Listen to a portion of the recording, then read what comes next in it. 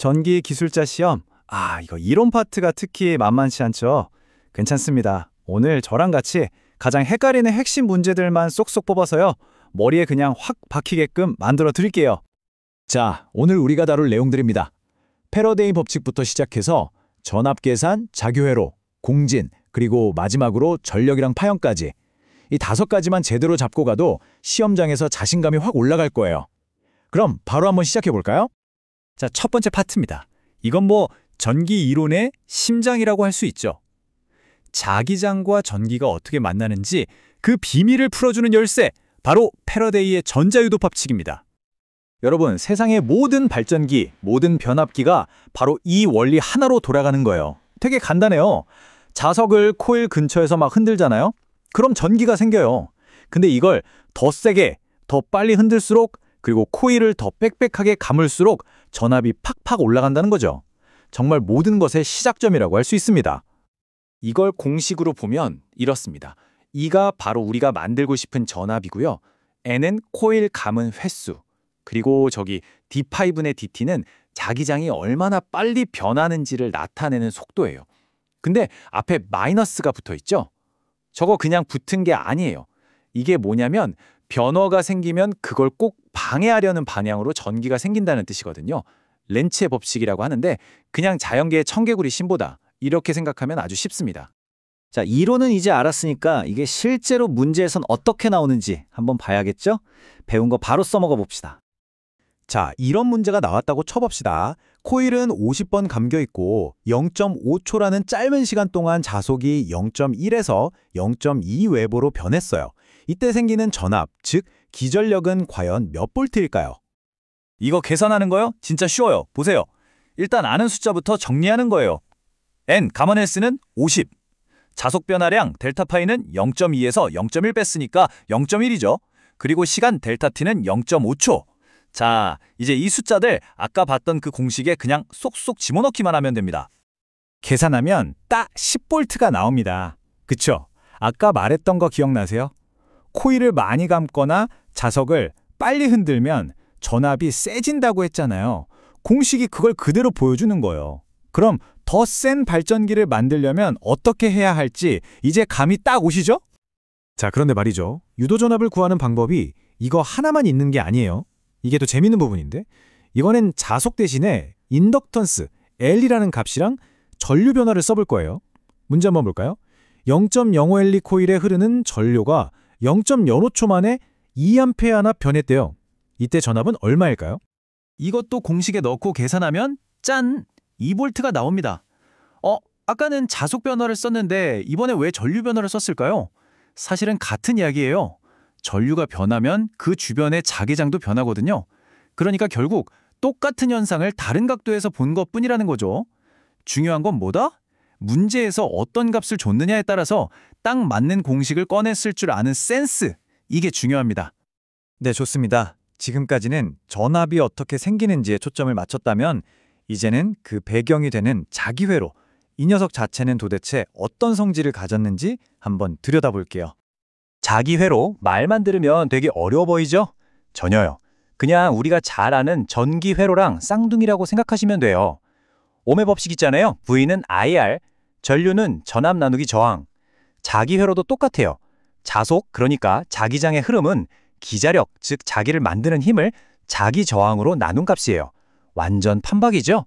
이 관계만 알면 진짜 절반은 먹고 들어가는 겁니다. 그래서 여기 문제처럼 5000을 2000으로 나누니까 자속은 2.5 웨버. 간단하죠? 세상 모든 물질이 자석에 똑같이 반응하는 건 아니에요. 각자 성격이 다르거든요. 자, 첫 번째, 강자성체. 철 같은 애들이죠. 얘들은 자석만 보면 그냥 좋다고 와락 달려들어요. 엄청나게 강하게 끌립니다. 두 번째, 상자성체. 알루미늄 같은 애들인데 얘들은 약간의 호감? 살짝 끌리는 정도예요. 마지막으로 반자성체. 구리나 물 같은 애들인데 얘들은 완전 까칠해요. 자석이 다가오면 저리 가! 하면서 오히려 살짝 밀어냅니다. 이 3가지 성격, 강하게 붙는 놈, 살짝 끌리는 놈, 밀어내는 놈, 딱 구분해서 기억해두세요. 자, 이제 교류 회로로 넘어왔습니다. AC 회로의 하이라이트라고 할 수 있는 현상이죠. 바로 공진입니다. 이게 뭔지 한번 파헤쳐 보겠습니다. 자, 문제 나갑니다. RLC, 그러니까 저항, 코일, 커패시터가 한 줄로 쭉 연결된 직렬 회로가 있어요. 여기서 딱 하고 공진이 일어났습니다. 이때 과연 뭐가 최대값을 찍을까요? 전류, 전압, 아니면 정답을 맞히려면 이걸 알아야 해요. 공진이 일어난다는 건 회로 안에서 서로 싸우던 두 녀석이 힘이 똑같아졌다는 뜻이에요. 바로 코일과 커패시터인데요. 이 둘은 서로 성질이 반대라서 계속 으르렁대거든요. 근데 공진 주파수에서는 이 둘의 힘이 정확히 같아져서 서로를 상쇄시켜버려요. 그럼 회로를 방해하는 애들이 싹 사라지고 누구만 남는다? 순수한 저항만 남게 되는 거죠. 그러니까 전체 방해물, 즉 임피던스가 가장 작아지는 순간이 바로 공진입니다. 자, 그럼 다시 옴의 법칙 I는 V 나누기 Z를 떠올려 보세요. 길을 막는 방해물 Z가 최소가 됐어요. 그럼 길을 지나가는 전류 I는 어떻게 될까요? 당연히 가장 싱싱 잘 달리겠죠. 그래서 전류가 최대가 되는 겁니다. 방해물이 제일 적으니까 전류가 제일 많이 흐른다. 너무나 당연한 결과죠? 자, 거의 다 왔습니다. 마지막 파트에서는 시험에 진짜 자주 나오는 이건 모르면 안 된다 하는 핵심 개념들만 콕콕 집어서 빠르게 정리해 드릴게요. 집중하세요. 첫 번째, 역률. 이건 그냥 전기 효율 성적표라고 생각하세요. 우리가 쓴 전기가 얼마나 일을 제대로 했는지 보여주는 점수예요. 역률이 1에 가까우면 100점 만점에 가까운 거고 그만큼 에너지를 알뜰하게 잘 썼다는 뜻이에요. 반대로 역률이 낮으면 전기는 썼는데 엉뚱한 데서 에너지가 새고 있다는 거죠. 그래서 현장에서 효율 올리자 하면 제일 먼저 체크하는 게 바로 이 역률입니다. 다음은 빗사인파. 우리가 책에서 배우는 건 아주 예쁘고 매끈한 사인파잖아요. 근데 실제 전기 파형은 그렇지가 않아요. 막 찌그러져 있고 지저분하거든요. 왜 그러냐면 원래 있어야 할 기본 파형에 쓸데없는 직류 성분이나 고조파라는 노이즈들이 덕지덕지 붙어서 그래요. 특히 이 고조파라는 놈이 아주 골치 아픈데 기계를 뜨겁게 만들고 오작동을 일으키는 주범이거든요. 아, 이거 진짜 많이들 헷갈려 하시죠? 전기장이랑 자기장, 세기단위. 딱 정리해 드릴게요. 전기장은 전압, 즉 V랑 관련 있어요. 그래서 단위도 V per 미터. 1미터당 전압 차이가 얼마나 나느냐. 자기장은요, 전류 A랑 관련 있어요. 그래서 단위는 AT per 미터. 1미터당 전류가 얼마나 감겨 있느냐.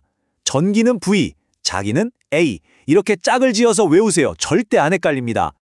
자, 오늘의 마지막 공식입니다. RC 병렬 회로의 역률 공식. 와, 보기만 해도 머리 아프다고요? 그러지 마세요. 이게 모터라던가 여러 장비 회로를 분석할 때 쓰는 진짜 강력한 무기거든요. 이 공식 하나만 딱 외워두면 풀 수 있는 응용 문제가 확 늘어나요. 지금 이 화면 눈으로 사진 찍듯이 머리에 저장해두세요. 자, 오늘 저랑 같이 여러 가지 핵심 이론들을 훑어봤습니다. 근데요, 진짜 중요한 건 지금부터예요. 오늘 배운 이 원리들, 전압, 자기, 공진, 이게 그냥 시험지에만 있는 글자가 아니거든요. 여러분이 앞으로 현장에서 만질 그 수많은 모터, 변압기, 제어반 안에서 지금 이 순간에도 살아 숨쉬고 있는 원리들이에요. 이론과 현장을 연결하는 그 고리를 찾아내는 순간 여러분은 그냥 기술자가 아니라 진짜 전문가가 되는 겁니다. 그 점을 꼭 기억해 주세요.